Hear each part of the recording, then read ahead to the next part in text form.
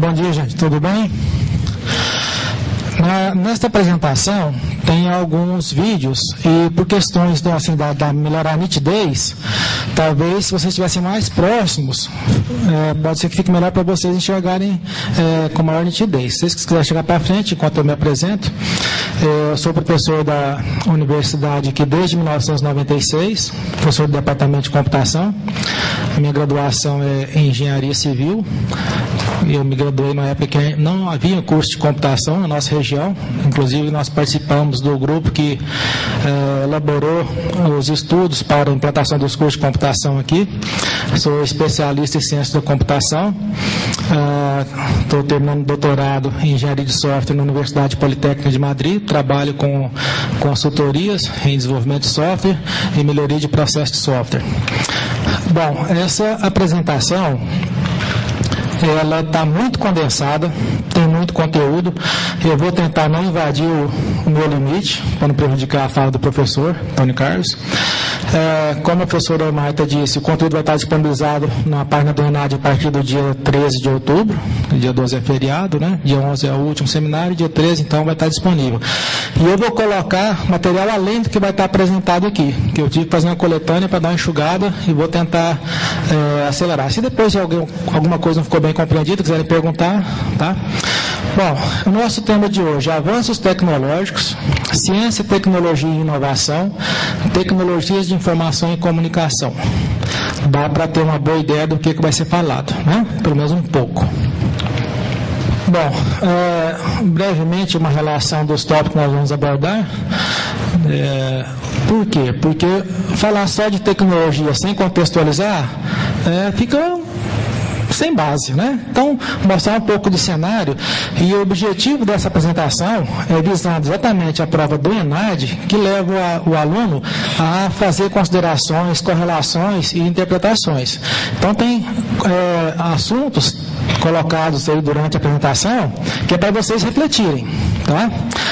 Vamos começar sobre a evolução da sociedade humana, avanço tecnológico, inovação, o impacto das mudanças que têm sido cada vez mais aceleradas, alguns equívocos de gente interessante do cenário mundial, para a gente analisar o ponto de vista de algumas pessoas, sobre inovação, a importância e valor da informação, um desafio tecnológico. Vou apresentar rapidamente um documento que é a pesquisa Uso das Tecnologias da Informação e Comunicação no Brasil, feita em 2010 pelo Comitê Gestor da Internet. Essa apresentação eu vou passar rapidamente, mas vai estar no site também. Vou comentar uma questão do ENAD 2007, da parte de formação geral, questão 4, e abrir para perguntas. Bom, nossa sociedade. Nós passamos 10 mil anos como sociedade agrícola, seja de subsistência, depois aquela mais ocupada, feudalismo, enfim. 10 mil anos da nossa história, o que predominou foi o ambiente agrícola. O que define uma sociedade nesse aspecto? É aquela atividade que predomina no mundo, é a que absorve maior mão de obra e que a economia gira em torno dela. Então, desde a economia de subsistência, a sociedade agrícola tem sido acontecendo em 10 mil anos. Na sequência, veio a Revolução Industrial. E tivemos 200 anos da nossa história, a máquina a vapor, todos os avanços que decorreram da inovação industrial.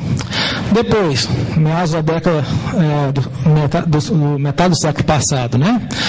Tínhamos a sociedade da informação com o surgimento e avanço da tecnologia, né, dos computadores. Nos últimos 10 anos do século passado, a chamada sociedade digital, estamos vivendo a chamada sociedade do conhecimento.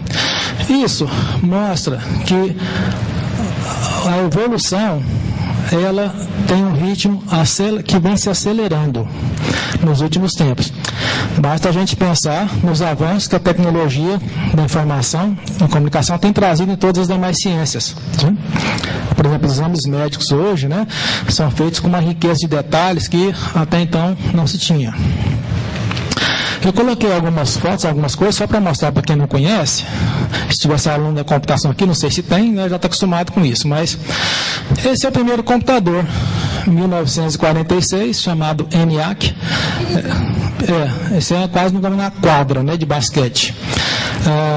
Electrical Numerical Integrated Calculator, né? Obviamente desenvolvido para fins militares, para calcular rotas e, enfim, processamentos para fins militares. Esse é o mainframe. Então, os computadores evoluíram. Naquela época era movido assim, baseado em válvulas, né? Válvulas que esquentavam muito. Aí já é uma evolução. Computador de grande porte chamado mainframe. Esse é da IBM. Embora essa foto seja de 95, esses computadores surgiram já na década de 70. Depois surgiram os Super Minis, que tiveram uma vida não muito longa, porque com o advento e o crescimento do poder de processamento dos microcomputadores, surgiram logo microcomputadores com maior potência, e os minis não duraram muito tempo. Não sei se vocês conseguem ver daí, mas aqui, por exemplo, aqueles disquetes de 8 polegadas. Né? Alguém aqui chegou a ver? Alguém aqui chegou a ver cartão perfurado, alguma coisa assim? Quando eu comecei a trabalhar com computação, foi em 1979, vocês não tinham nascido, a gente usava cartões perfurados. Não tinha um terminalzinho com telinha e teclado. Tinha uma máquina desse tamanho para perfurar cartão, põe uma leitora e ia para processar. Era divertido até, para você ver. E hoje, né, mais ou menos alguma coisa desse tipo, com multimídia e tudo mais. Bom, isso para mostrar um pouco em termos de portes de computadores, né? Sobre a evolução da tecnologia do hardware, né, a parte física. Então, está aqui um exemplo de uma válvula que aqueles primeiros computadores utilizavam. Veja, a coisa era elétrica mesmo, né? Dissipava muito calor, queimava muito, dava muito defeito. Ligado por cabos, por fio elétrico mesmo. Depois teve uma evolução muito grande, chegou o transistor, os transistores substituíram as válvulas, redução de tamanho, que é importante, redução da dissipação de calor, consumo de energia e aumentou a velocidade de processamento. Evoluímos para os circuitos integrados e hoje nós temos aí processadores, né, bastante potentes, vocês têm nos micros de vocês, nos laptops e tal, e aqui já assim, uma combinação, uma placa com vários, multiprocessada, né? Também o problema da capacidade de armazenamento sofreu evolução, porque antigamente a gente dispunha de fitas magnéticas, semelhante à fita VHS, que vocês devem ter conhecido, né? Uma fita, uma tarja magnética, ela contém ou continha trilhas, são linhas, né? E essas linhas é onde as informações eram gravadas, magnetizadas. Qual o problema disso aqui? É que o acesso aos dados é sequencial. O dado está lá no meio da fita, tem que ler ela todinha, rodando, pegar o dado depois. Quer dizer, o tempo de processamento é muito grande, mas era muito melhor do que cartão. Né? Então, em função da necessidade, surgiram os discos magnéticos. Alguém aqui lembra do bom e velho long play? Quem nunca viu um LP, bolachão? Não é possível, gente. Né? Tem que conhecer um pouco de história. A diferença é que o disco de música, ele tem uma linha espiral, né? Começa lá na borda e vai até o centro. A gente põe a agulha do disco para tocar e ele fica lá rodando e balançando, né? É isso. Aqui não, o disco magnético computador são círculos concêntricos, né, que o raio vai aumentando, então são vários círculos concêntricos onde a informação é gravada ali em cada círculo como se fosse na fita. A diferença muito grande, que foi inovação, é que nos discos, né, ele roda, velocidade constante, tantos RPM, e tem um braço com a cabeça magnetizável que avança e vai e busca o dado.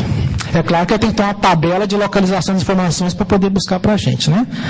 Isso, gente, foi um avanço grande demais. A gente hoje pega tudo pronto, né? Esse é o primeiro disco que a IBM lançou em 1956, né? Sendo descarregado de um avião. É o IBM 350, disco storage, com incrível capacidade de 5 megabytes. Aposto que todo mundo tem um pendrivezinho de pelo menos 4 GB. Eu tenho um amigo que tem de 32, menor que o meu de 4, da Kingston, né? Então você vê.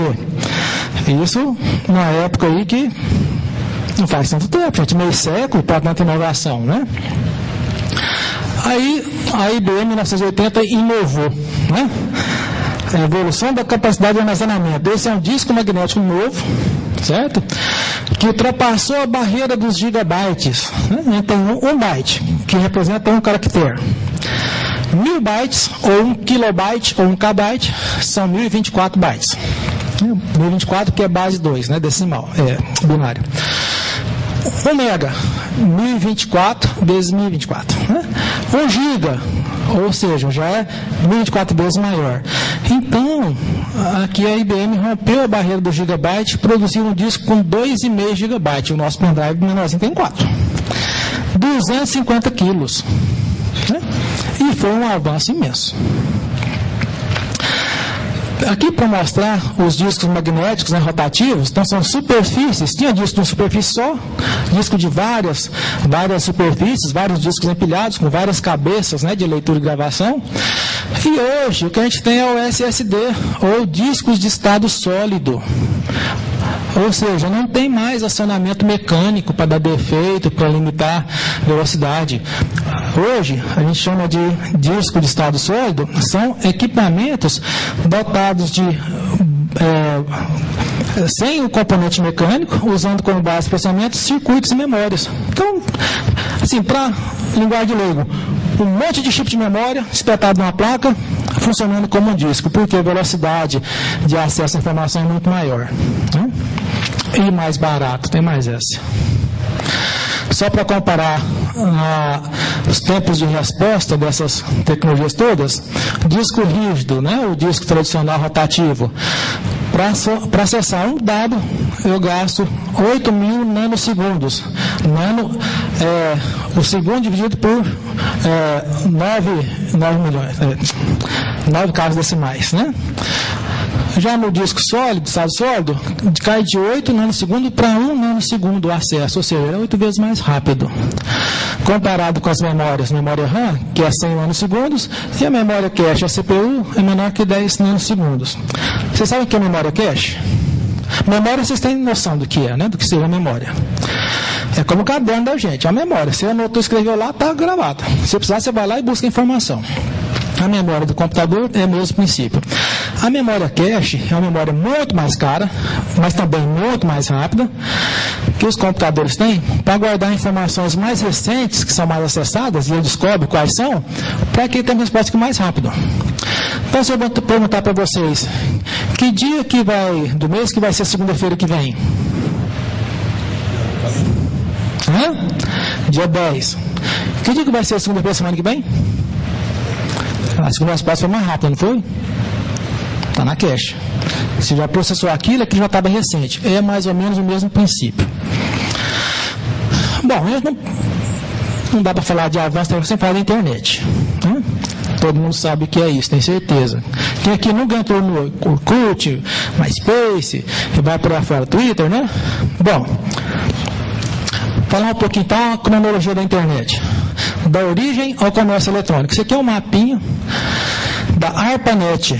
Então, em 1957, para fins de defesa militar, surgiu a ARPANET, Advanced Research and Project Agency, NET, ou seja, uma rede militar desenvolvida pelo Pentágono, Estados Unidos, no auge da Guerra Fria. Por quê? Porque aquela história da briguinha, né? Estados Unidos e União Soviética, extinta União Soviética, se os Estados Unidos fossem atacados e perdessem seu centro de comando, centro de inteligência militar, o país estava vulnerável. Então, fomentaram as pesquisas para quê? Para interligar computadores em pontos estratégicos do país e toda a informação ser distribuída entre esses pontos, que a chance de atacar todos os pontos ao mesmo tempo é muito pequena. Né? Então, isso já foi pensado para esses fins. Em 1969, os pesquisadores das universidades todos, né, que trabalharam para pesquisa, para desenvolvimento da ARPANET, chegaram para os milicos lá, né, e falaram: moçada, nós também queremos usar essa rede para nosso próprio desenvolvimento, né, da ciência e tecnologia. A gente desenvolveu para vocês, para fins militares, mas nós também queremos usar. E conseguiram. Se tornou, então, em 78, uma rede mundial de computadores. Em 83, aí houve uma divisão. Separou a MILNET, que é a rede militar, e a que passou a chamar Internet, que é a rede aberta que nós conhecemos. Em 1988 surgiram as primeiras preocupações com segurança, porque já tinha hacker naquela época, né? Não é de hoje. Em 91, a internet foi liberada para comércio eletrônico. Então, vejam, 20 anos atrás. Né? Em 99, 8 anos depois, nos Estados Unidos, o comércio eletrônico já faturava 300 bilhões de dólares em venda nos Estados Unidos. Algo que não existia, depois de 9 anos, gera um faturamento desse. Né? Olha o impacto na economia. 1 milhão de novos empregos nos Estados Unidos. Emprego que não existia. Né? Em 2008, a população do mundo, 6,676 bilhões de pessoas. Havia 1 bilhão 463 milhões de usuários na internet. Né?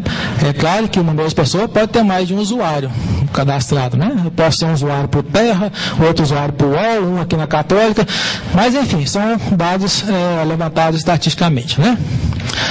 Para 2011, expectativa de faturamento no Brasil, 20 bilhões de reais. É um mercado, né, interessante. É uma fábula de dinheiro. Só para comentar, né? Os Estados Unidos, um país que tem bases militares nos 5 continentes, tem um investimento no desenvolvimento tecnológico maior do que qualquer outro país. Não sei se vocês sabem ou se lembram, mas até a Primeira Guerra Mundial, 25%, ou seja, 1/4 da população humana vivia sob domínio inglês, eram colônias da Inglaterra. Não faz muito tempo, né, gente? Não tem nem um século inteiro. 1/4 da humanidade vivia sob o jugo da Inglaterra. O que são os norte-americanos? É o mesmo povo que mudou de lá do Oceano Atlântico. É o mesmo povo dominador. Então, a internet, né, surgiu e está hoje que a gente já conhece. A internet é a rede mundial de computadores, é toda aquela estrutura lógica e física para interconectar o computador, que a gente chama de sites ou hosts. Né? Então, internet é isso. Né? O que é o web? Muita gente faz confusão. O web é www, o World Wide Web, que traduzido é rede de alcance mundial. A web é a internet dotada dos recursos dos hiperlinks. Quando você vê lá você clica no lugar e ele abre outra página que pode estar em outro lugar que a gente nem sabe aonde, né? Tornou a web possível, é a infraestrutura, que é a internet, mas essa comunicação através de documentos que a gente chama de hipermídia em vários formatos. Em 2006, evoluímos para a Web 2.0. Né? Não foi tão comentado assim, não sei meio acadêmico, mas o que é a Web 2.0? É a segunda geração da web, permite troca de informações e colaboração dos internautas com sites e serviços virtuais, tornou o ambiente online mais dinâmico, os usuários colaboram para a organização de conteúdo. Alguém aqui não conhece a Wikipedia? A Wikipedia é um exemplo disso. As pessoas colocam conteúdo, as outras acrescentam, outras corrigem, né? É claro que a internet, assim como papel, aceita qualquer coisa, né? Tem coisa que presta e coisa que não presta. A gente tem que saber filtrar isso. Eu, por exemplo, quando eu passo trabalho com meus alunos, eu não aceito referência Wikipédia. Tem que ser de livro, de artigo científico, de coisa academicamente válida, né? Bom, sobre um tempo de adoção das novas tecnologias. Quem saberia me dizer quanto tempo levou entre a invenção da imprensa e a gente ter o jornal de manhã todo dia impresso e distribuído na cidade? Quantos anos passaram entre a imprensa, a Gutenberg inventar a imprensa e passar a ter jornal diário, né? Tornar-se em dia uso comum? Vocês sabem quantos anos? Alguém arrisca um chute aí? Valendo a passagem só de ida para Bagdá. Ninguém arrisca, gente. O que é isso? Quantos anos, gente? 47. 47? Passou pertinho. Pertinho. 400 anos. Telefone.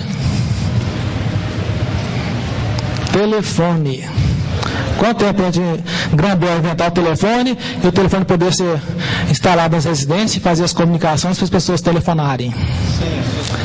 300? 700? 70 anos. Já melhorou, né? Olha o avanço da adoção das tecnologias. Rádio, 40 anos entre o rádio ser inventado e a gente passar a poder comprar o rádio e poder ouvir uma transmissão assim, desse jeito, né? Televisão, quantos anos vocês acham que foi entre a invenção da televisão e ela se tornar disponível? 20? Quem dá mais? Quem dá menos? 30? 25 anos, né? Na metade aí, certo? Vão os dois para Bagdá. A internet, gente, entre a internet, do ponto de vista da internet passar a existir com conteúdo de hiperlink, tudo isso, e ser adotada no mundo, quantos tempos vocês acham que levaram? 8 anos? 9 anos, né? Então, entre a internet passar a existir de maneira estável, com os recursos tecnológicos, e ser disponível para comércio eletrônico, para ser usado assim como a gente usa hoje, 9 anos. Quem aí tem celular? Telefone celular? Né? Quem não tem? Tecnologia WAP, que permite a troca de informações, né? Que não seja voz, no celular. Wireless Access Protocol, tecnologia WAP. Quanto tempo antes de surgir a tecnologia WAP e ela passar a estar disponível para a gente usar? Menos de um ano. Isso é para mostrar que os avanços tecnológicos existem e eles avançam de maneira avançada, né? Gostou da frase? Pois é. Bom, sobre inovação. Primeira coisa que é uma verdade incontestável, gente, tudo muda com o tempo, né? Seres vivos, incluindo o homem, a gente muda. O cabelo fica branco, o cabelo cai, barriga cresce, vai para fora, a ruga aparece, né? O universo muda, incluindo o planeta Terra. Alguém aí duvida que a gente está, né, vivendo momentos diferentes no nosso planeta, clima e tudo mais, para aquecimento, né? Tecnologia muda, incluindo as ciências aplicadas. Não só a tecnologia, como a aplicação da tecnologia. Dessa forma, antecipar-se ao futuro significa maiores dados de ser o agente das mudanças e tirar o máximo proveito. Então, quem é o agente da mudança? Né? Tira o máximo proveito. Tem uma figurinha aí que mostra isso, né? A evolução do homem. Se é que isso é evolução, né? Outra coisa é que você pode aproveitar a mudança e ser o agente da mudança sobre um certo aspecto ou sofrer os reflexos da mudança. Né? Tem outra figurinha aí. Ou você aproveita, cria, inova, tira partido, tira vantagem, contribui para a evolução, ou simplesmente é um consumista. Alguns exemplos de inovação. Década de 80, tinha um banco nos Estados Unidos chamado Chemical Bank, né? Que depois foi comprado pelo Citibank. Esse caixa automático que a gente conhece hoje, que é mais sofisticado, foi criado naquela época. Esse banco desenvolveu o primeiro caixa eletrônico, criou o caixa 24 horas. Foi um avanço tecnológico fantástico para a época. Então, nas agências do banco, lá no canto, lá dentro, tinha lá o caixa eletrônico. Então, as pessoas podiam ir no caixa, pessoa, né, no caixa humano, ou no caixa eletrônico fazer o que precisasse. Aí, o Citibank viu a ideia, achou interessante, falou, mas está errado. Pegou a mesma coisa e colocou na praça, na rua, sem segurança armada, sem nada, para o povo usar 24 horas. E aí foi aquele estouro, né? Aí o Citibank passou a ser o maior banco dos Estados Unidos. Por quê? Quantidade de novos clientes e tudo, porque facilitou a vida de todo mundo, não estava mais limitado ao horário de funcionamento da agência. Aí os outros bancos menores viram que a ideia era boa, se associaram, criaram a rede de bancos 24 horas, né? E colocaram também no país todo esses terminais de autoatendimento. A rede ficou tão grande que o próprio Citibank depois pediu para entrar na rede, nessa associação. E veja, gente, como é que é banco? Não é banco, agente financeiro. É um querendo tomar o cliente do outro, não é? Claro, querendo, né, faturar cada vez mais. Então são concorrentes, mas compartilhando naquele ponto os mesmos despesas, os mesmos recursos para prover serviço e tentar agradar mais os clientes. Outro exemplo, o Unibanco aqui no Brasil, tinha o Unibanco, a gente para aplicar dinheiro, tinha aqui no banco, né? Só naquela época você não tinha nem nascido, aplica no overnight, aplica no open market, aplica tanto por tantos dias, né?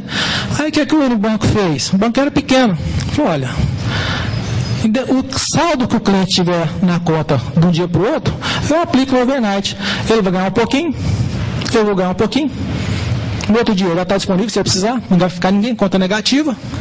E aí o banco cresceu bastante também. Né? Outro exemplo, década de 90 já. A Fiat, né, as concessionárias, até comprou um carro nessa época, não pagando ágio, mas cobrava valores exorbitantes de ágio para você entrar na fila para comprar um carro. Aí o que a Fiat fez? Ué, esse atravessador está ganhando mais dinheiro do que eu que gasto para produzir o carro. Criou no site da Fiat, você encomendava seu carro pela internet. Né? Para eliminar o atravessador da história. Só usando tecnologia teve uma ideia inovadora. Bom, impacto das mudanças. Né? Um pouquinho de história rapidinho. A maioria das empresas começaram na década de 80 na liderança, não terminaram a década como tal. IBM, DEC é a Digital Equipment Corporation, um outro grande fabricante de computadores. A Xerox, todo mundo conhece esse nome. Texas Instruments, a TI, as melhores calculadoras, né, financeiras. A Philips, a Panam, companhia aérea, que nem existe mais, né, e a Boeing. Ou seja, gente, começaram a década de 80 como as maiores empresas do mundo. Terminou a década e não eram mais. Por quê? Porque não acompanharam as mudanças. No Brasil, empresários brasileiros que não se prepararam para o novo ciclo de negócios e perderam suas empresas. Alguém aí, que é mais velhinho, nunca teve um brinquedo da Estrela? Uma bonequinha Suzy ou um carrinho daqueles mais, né? Estrela, orgulho nacional, deixou de ser brasileira, foi comprada pelas multinacionais. Amortecedores COFAP, também era orgulho da indústria brasileira automobilística, também deixou de ser nossa. Fogões Continental, também na mesma época. Tostines, bolachinhas Tostines, o nome não existe, né? No dono, cada uma que a gente compra vai dinheiro para o exterior. Metal Leve, Arno, o bom e velho liquidificador Arno e blá blá blá, né? Também, não é nosso mais. E a Lacta, alguém aí não conhece bombom sonho de valsa? Pois é, toda vez agora que você mordeu um sonho de valsa, você pensa assim, um pouquinho do que eu paguei nisso aqui, vai para a empresa chamada Kraft Lacta Suchard da Alemanha. Tá? Por quê, gente? Porque o nosso empresário tinha uma política econômica equivocada, né, do país e vai por aí afora. Mas o fato é, perderam as empresas. Para comentar um pouquinho sobre o impacto do avanço tecnológico e essas mudanças na nossa vida. Alguém aqui já recebeu um vendedor, né, com a pastinha na mão na porta da sua casa para vender a coleção da Barça, alguma coisa assim, né? Alguém recebeu?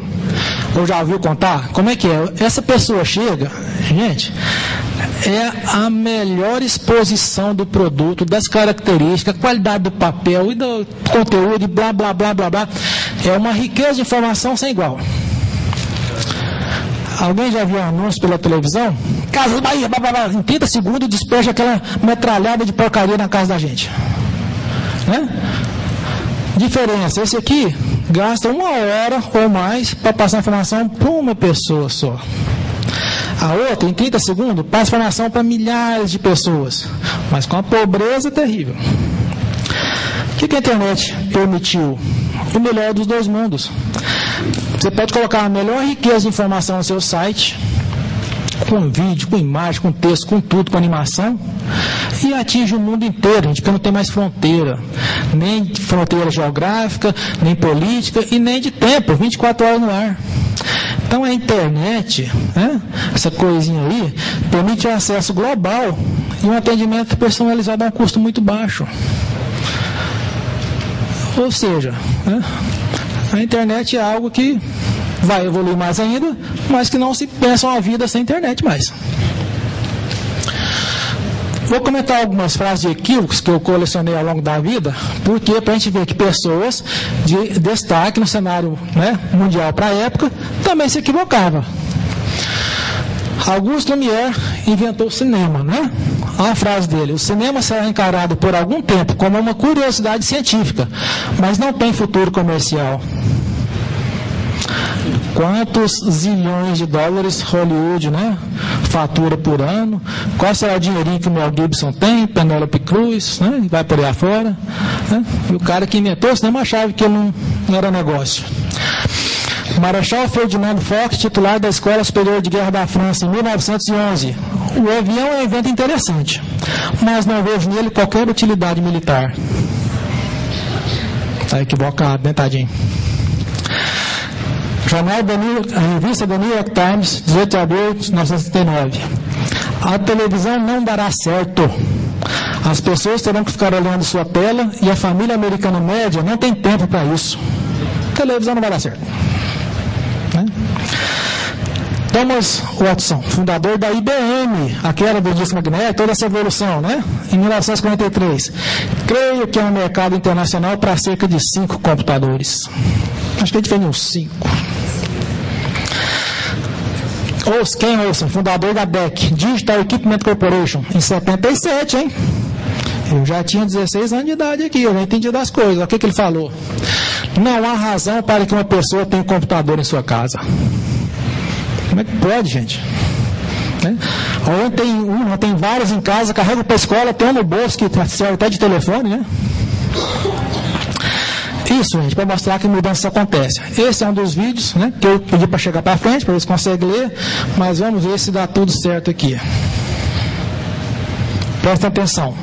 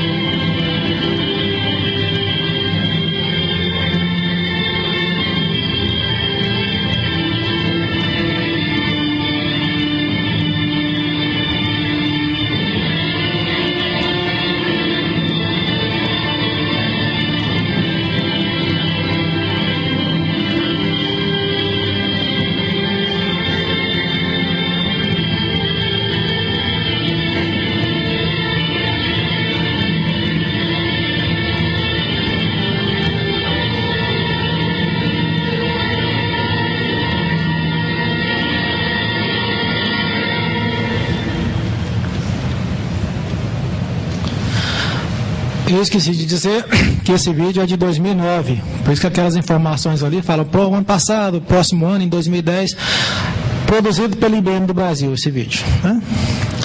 Bom, isso, gente, dá para a gente perceber que a coisa está, né, aceleradíssima. E inovar é preciso. O que é inovar? Tornar novo, renovar, introduzir novidade em.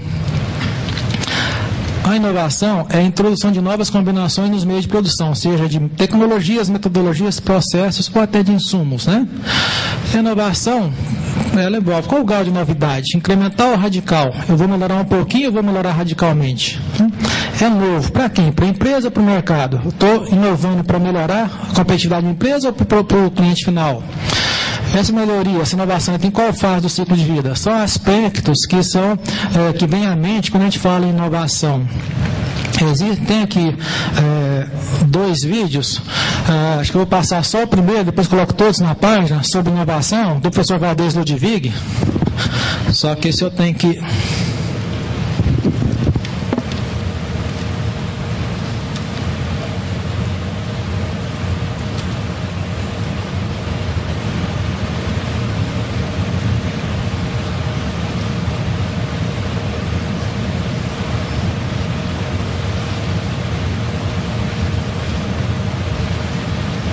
Quantas vezes eu fui chamado de piotário? Sabe o que significa piotário? É uma mistura de pioneiro com otário. Grandes ideias, muita criatividade, projetos inéditos que se realizaram somente na minha imaginação. Não transformei as ideias em realidade. Sabe aquela tua ideia fantástica que você teve há 5 anos atrás e que só agora uma outra pessoa realizou? Ah, esse cara roubou a minha ideia, essa ideia é a minha. Ideias não pertencem a ninguém, são patrimônio da humanidade. O que aconteceu com você e comigo? Muita criatividade para pouca inovação. Criatividade é ter a ideia original, é combinar coisas que ninguém nunca imaginou. Inovação. Inovação é gerar valor de qualquer tipo, a partir da criatividade, a partir das ideias originais. O povo brasileiro é conhecido pela sua grande criatividade, mas apesar disso, não conseguiu até hoje resolver problemas sociais básicos, como o analfabetismo, por exemplo. Só criatividade não resolve nada. Nações que não têm reputação de criativas são ricas e seu povo desfruta de uma melhor qualidade de vida. Para ser criativo, basta ter alguma necessidade. Mas para ser inovador, é preciso conhecimento, espírito empreendedor, disciplina e educação, e da boa educação. Conhecimento para transformar a ideia em algo tangível, em algo impecável, um projeto, um protótipo. O espírito empreendedor para acreditar na ideia, assumir a responsabilidade sobre ela, inspirar, motivar o seu time e assim vender a inovação. Seja persistente, corajoso, porque assim que surge algo novo, todos se põem contra. Dedique-se aos detalhes e seja rápido, porque nesse exato momento, milhares de pessoas tiveram a mesma ideia que você. Para sermos mais inovadores, precisamos desafiar a lógica, a tradição, a autoridade, a praticidade. Precisamos perder o medo de errar e perder um pouco do senso do ridículo.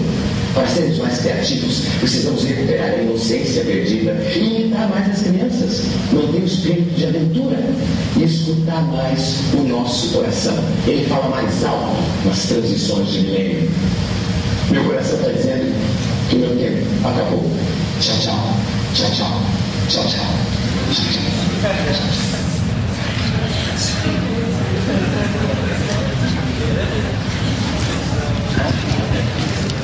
De perto ninguém é normal, né? Eu dizia o...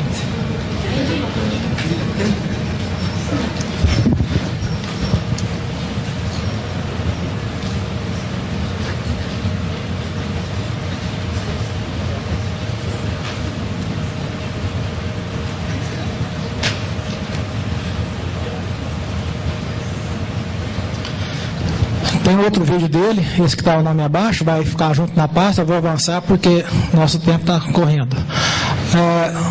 Bom, tem também outro exemplo do computador.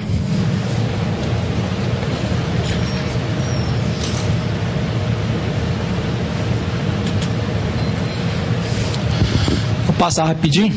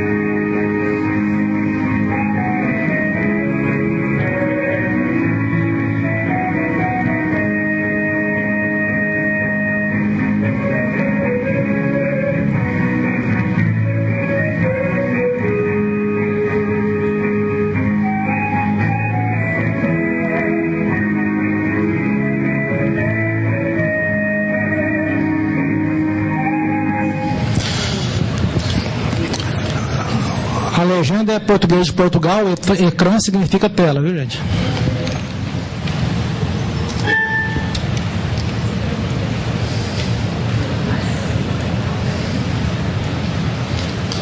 Outro vídeo.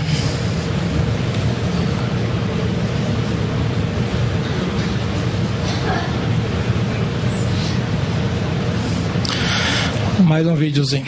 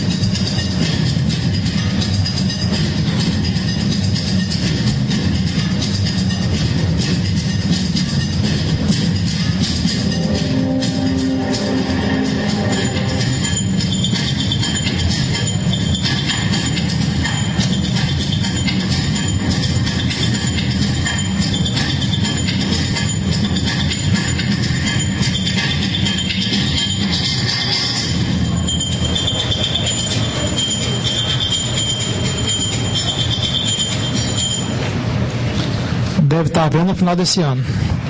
Quem quiser preparar o bolso.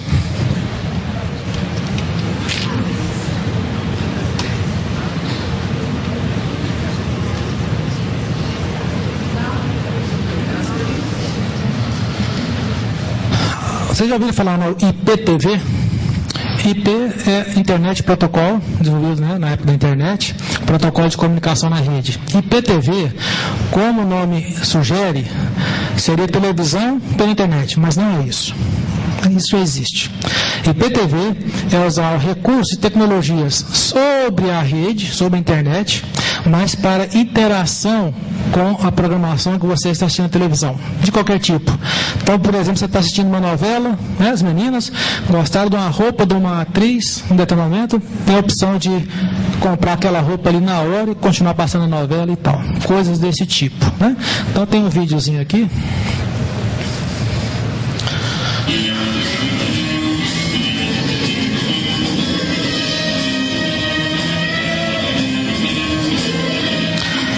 Tá aí o super marido fazendo o jantar, o almoço.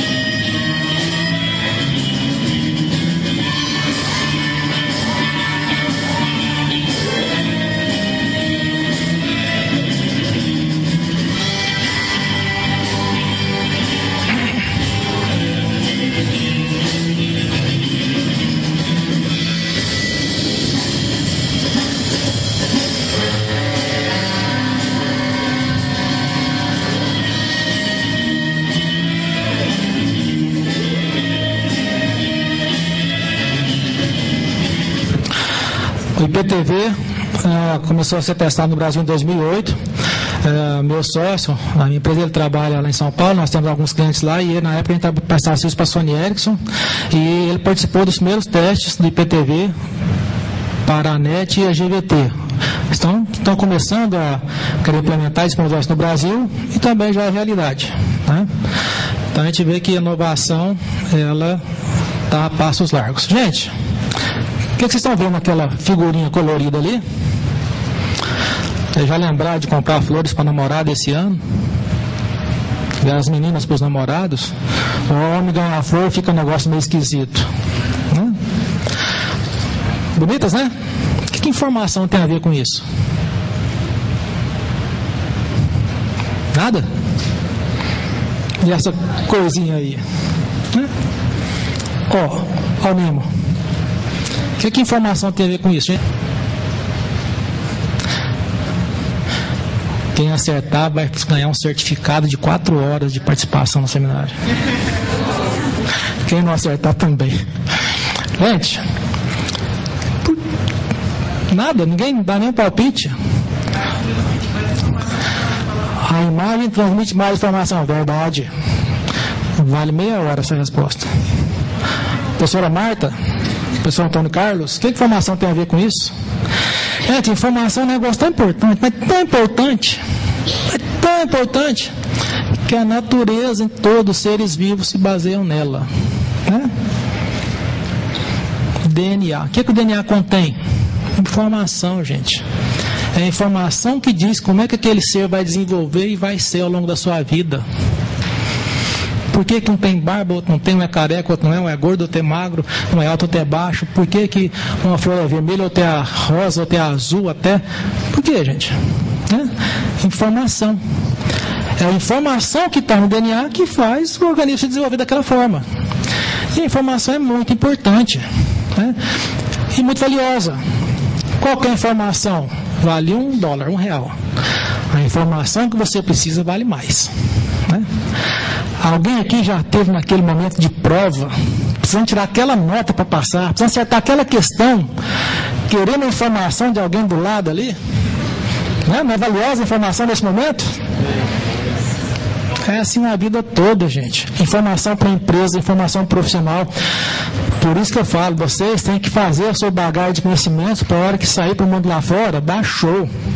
E isso, não basta biblioteca boa, professor bom, curso bom, laboratório bom. Isso é muito, é só uma parte. Você tem que fazer a sua parte. Né? E o grande desafio da tecnologia hoje é que essa velocidade, né, o tempo para o mercado, que é cada vez mais cobrado pela concorrência, pelo mercado competitivo, para quem trabalha com tecnologia, né, com software, você não pode abrir mão da qualidade. Se você disponibilizar um produto para o cliente utilizar sem estar pronto, você tem que correr atrás para consertar ou para terminar, não é legal, né? Tem um videozinho aqui que mostra um pouco isso. Some people like to climb mountains.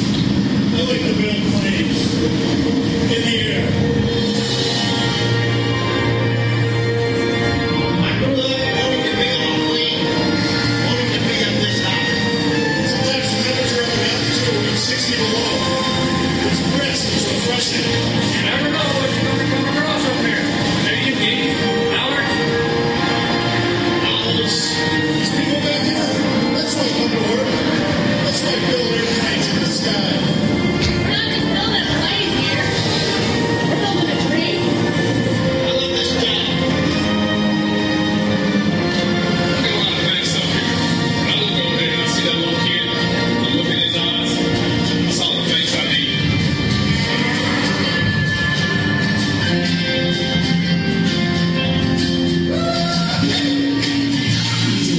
Managing the complexities of the digital economy. Ou seja, quando a gente produz algo que envolve tecnologia, não se esqueçam de cuidar da qualidade, viu? Agora, a gente tem uma apresentação inteira que vai ser colocada no site, que eu comentei no início.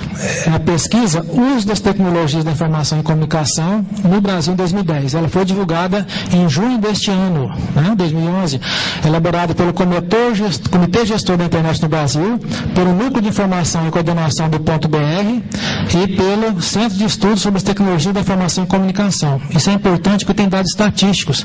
E essas provas, normalmente, costumam pedir essas coisas. Eu vou, antes de comentar essa questão do ANAD,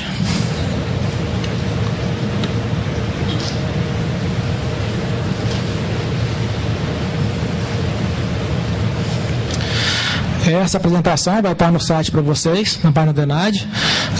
Foi em junho de 2011 que foi divulgado. Então, a gente pode ver o seguinte. Eles abordaram tem um plano anual, cada ano pesquisam certas informações. Então tem um erro amostral. Nesse ano 2010 foi sobre segurança na rede, uso de e-mail e spam. Então outros aspectos foram pesquisados no ano anterior e os próximos serão nesse ano, né? Bom, ele mostra dados estatísticos, percentual de uso em função da renda familiar, em função da região, né, as diferenças regionais. E detalha o crescimento da posse de computador e internet no Brasil, a velocidade de conexão, né, o acesso através de lan houses versus domicílio, a mudança no perfil do usuário, a questão da mobilidade, né, os smartphones e as barreiras. Então isso, gente, vai estar disponível para vocês. Eu não vou detalhar aqui porque já estou no meu limite, tem 2 minutinhos. Ou seja, tem gráficos de informações, então vocês podem analisar, porque algumas questões se baseiam nisso. E eu vou comentar com vocês.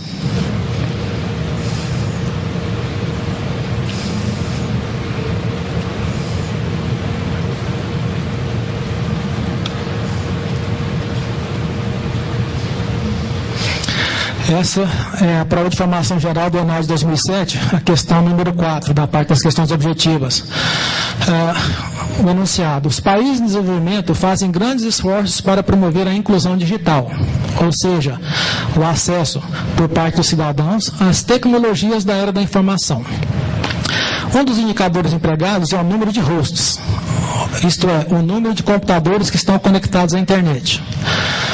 A tabela e o gráfico abaixo mostram a evolução do número de hosts nos 3 países que lideram o setor na América do Sul. Então, host, como ele diz, host é um computador, um conjunto de computadores que está ligado à internet e que de qualquer outro computador ele é acessado, né? Então, veja, é uma questão, gente, comum, porém com pega, capciosa. Mostra os dados, Brasil, Argentina e Colômbia, de 2003 até 2007. Mostra um gráfico, certo?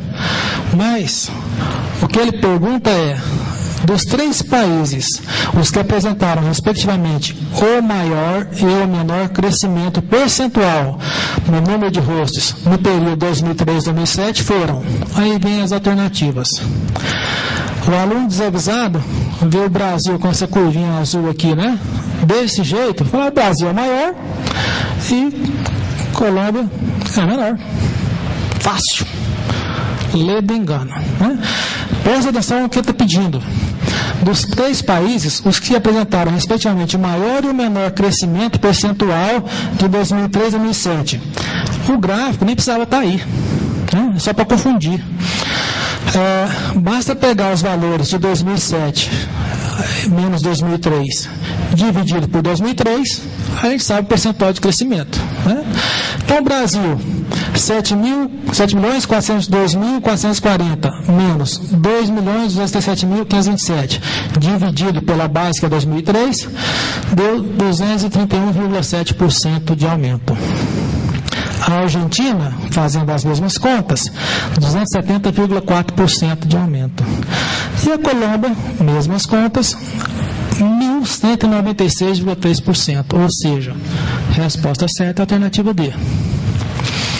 Então, dê uma olhada naquela apresentação do Comitê Gestor da Internet, tá? Tem informações mais atualizadas para vocês. É coisa super recente, saiu em junho, né? E agora, só passei 2 minutos. Fiquei até feliz nessa, né? E perguntas podem ser feitas no final, né, professora? Afinal, agora o professor Antônio Carlos assume. Muito obrigado pela paciência. Então, esse material e outras entrevistas vão ser colocadas lá também, tá, gente?